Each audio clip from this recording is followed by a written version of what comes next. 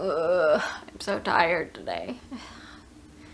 That's why I can't do reviews in the nighttime anymore, because it's 5 o'clock and I need a nap.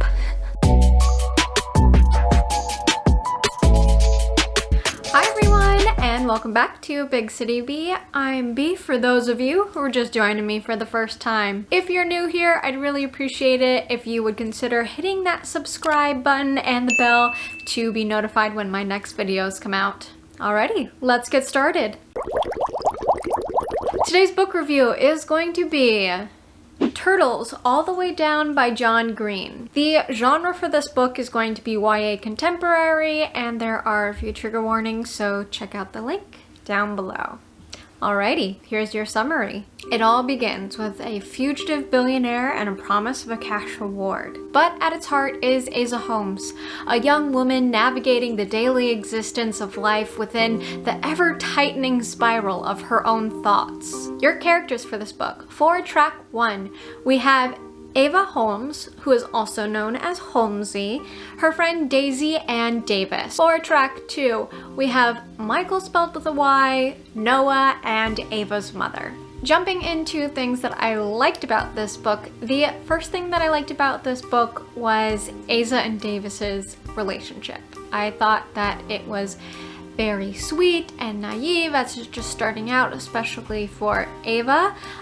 But I thought that Davis was really respectful of Ava's boundaries that she had put in place and made sure that he was never overstepping or making her feel uncomfortable, which I really enjoyed to see that dynamic of give and take, but also being comfortable with the boundaries that have been put down. The second thing that I liked about this book was Asa and Daisy's friendship. I thought it was really lovely that they had such a long-standing friendship and that it just will continue to go on forever, that they'll have this long friendship with each other and just know everything about each other and still be accepting of each other. I have never had a friendship like this. I moved around to different schools that went to like different neighborhoods, but one of my longest friends is a person that I met in elementary school, and then we reconnected in high school, and we still connect now even though they live in a different state. But I can just imagine how nice it would be to have someone who's known you for your whole life and knows all of your ins and outs and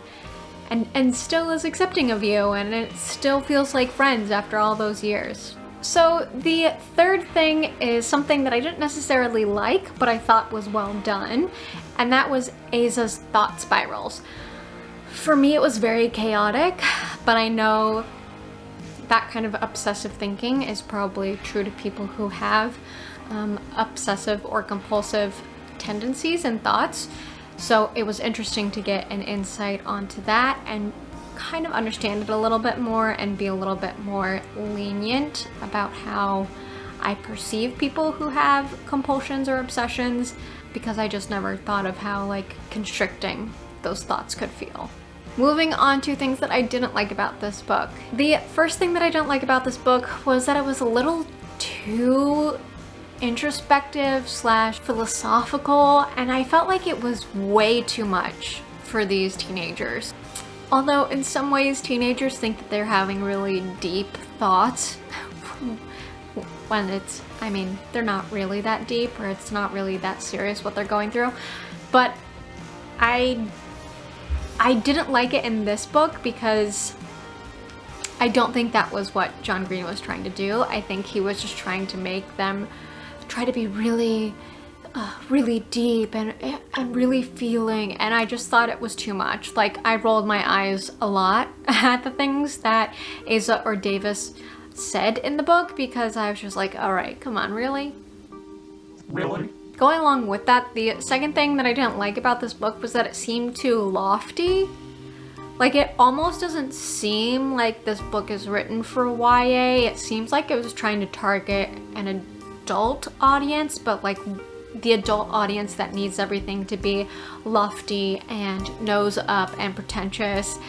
And I was very confused by that. The third thing that I didn't like about this book maybe contradicts what I said about something that I liked about this book, but a lot of the time Daisy was a dick to Asa. And I know Asa had her own issues of like being stuck in her own world. But Daisy was just outright like a dick. Like like that whole car scene where she's like ganging up on Aza, and Aza doesn't have a chance to get any word in, and Daisy knows that Aza has trouble like speaking what's on her mind or like saying things. Like you would think she would give her a little bit of space, but she just continues to ramble on and on and on, and just have all of these derogatory things to say about Aza, and then writing her into the Star Wars fan fiction that she has as like this totally annoying, can't do anything right girl. That's a dick move. That's out there on the internet for everyone to read about, and then everyone's gonna hate on that character. And it doesn't matter that Aza didn't read the fan fiction at first. Like, you shouldn't put it out there on the internet that you think your friend is incapable of doing anything and is annoying and messes everything up.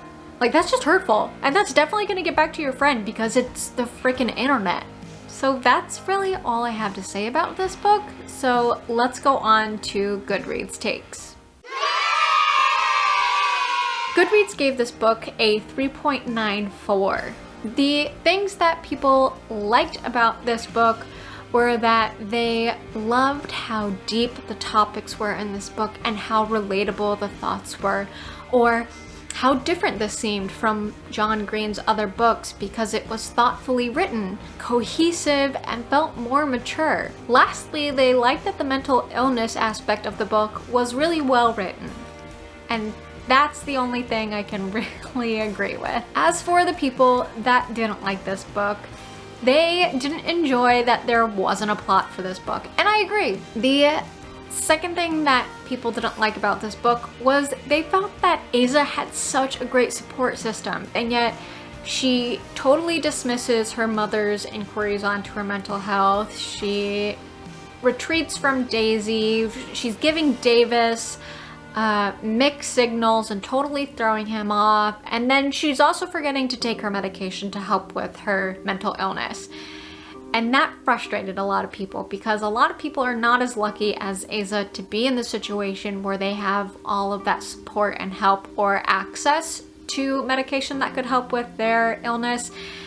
And she just kind of throws it away. The third and final thing that people didn't like about this book was they felt like the characters were just repeats of other John Green characters. So for Aza, they related it to 3 other characters in his books, or for Daisy, it was 2 other characters, and even Davis had an alternate in another one of John Green's books. I would agree with a lot of what Goodreads didn't like about this book, but also this is the first John Green book that I've read, so I don't have any basis or comparison to it. Maybe it is different from his other books, but from what I've heard about John Green, it seems like it's very much another John Green book. So this week I'm leaning more towards what Goodreads didn't like than the people who liked this book.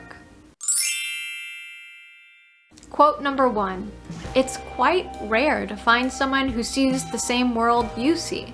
I like this quote because it's true. Like, either they see it the same way you see it as a friend, or they see it the same way in like a romantic partner, but you have to sort through people to find those people who are like-minded like you. Quote number 2, "No one ever says goodbye unless they want to see you again." I like this one because it's so great. Like, some friends who have moved away and we've said goodbye, I do want to see them again. Quote number 3, "I could still be anybody." I like this one because yes, you at any point in your life could still be anybody. You shouldn't put these constraints on yourself that you are locked into one position in your life. You have the ability to change and be anybody you want to be. Lastly, would I recommend this book? No. Even this review was hard for me to do. Like, I really don't want to do this review today because I didn't want to talk about the book. I don't feel like I really strongly hated it, and I don't feel like I loved it, but I wouldn't recommend it because it was freaking boring. And if it doesn't get me heated one way or another, I can't be excited about the review. So I'm sorry if this review was a little eh.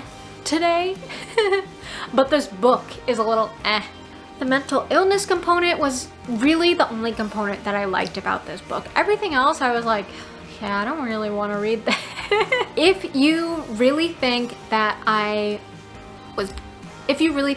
totally wrong, really love John Green, you think that there's a better book that I need to read to like make a more informed opinion about John Green, leave me those titles down below, and also tell me if you've read this book, what you enjoyed about this book that makes it different than other John Green books, or a book worth reading, because I can't find it. I didn't see that side of this book.